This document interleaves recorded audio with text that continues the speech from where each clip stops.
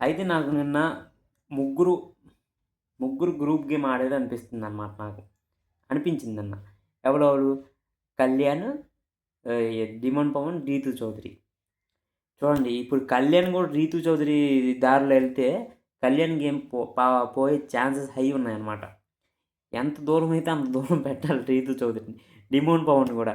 నేనిచ్చే ఎఫర్ట్స్‌కి demon పవన్‌కి ఒకవేళ solo player ఆడుంటే సోలోగా రీతు చౌదరికి దూరం పెట్టుంటే, సోలోగా ఆడుంటే, అంత ఎఫర్ట్స్ పెట్టి ఓడిపోయి ఉంటే, ఈ పాటికి డిమోన్ పవన్ టాప్ 1లో టాప్ 1 కన్ఫర్మ్ అది.